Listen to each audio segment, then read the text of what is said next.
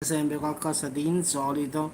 In effetti ho scoperto che ieri, intorno a mezzogiorno, più o meno c'è stato un forte boato in Calabria e in particolar modo nella zona di Cosenza.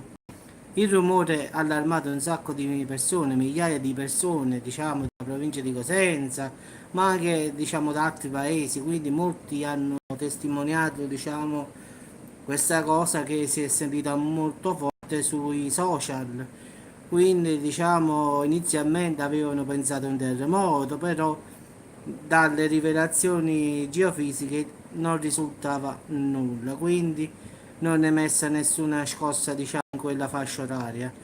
Quindi diciamo che non si sa il motivo vero di questo forte boato, cioè a finale nessuno ha saputo dare una spiegazione, anche perché dicono che aerei non ci sono stati e quindi non è potuto essere, diciamo, il forte boato generato dal superamento della barriera del suono.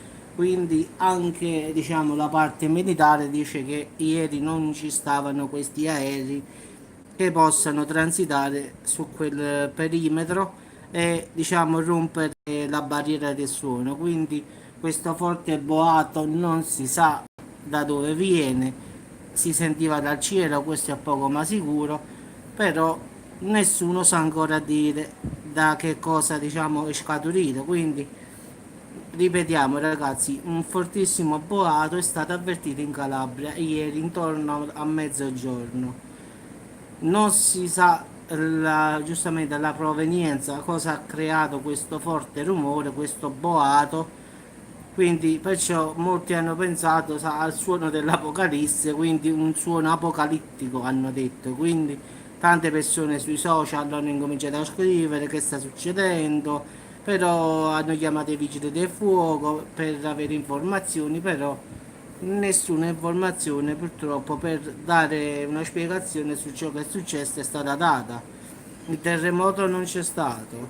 Diciamo l'aereo supersonico non è passato, quindi non si sa questo forte boato da dove proviene. Quindi come sempre ragazzi non lo sapremo mai. Quindi qualcuno giustamente ha pensato all'aereo, però molti dicono che stavano, diciamo, fuori, che quando hanno sentito questo, diciamo, questa esplosione non hanno visto nessun aereo transitare. Quindi tante persone hanno detto che non c'era nessun aereo, quindi rimane un mistero ragazzi, non si sa, perché chiunque l'abbia sentito questo rumore ha alzato gli occhi al cielo, ma di aerei ragazzi nulla. Quindi e anche, diciamo, i militari non hanno notizie dei loro aerei che stavano, diciamo, in quella zona. Quindi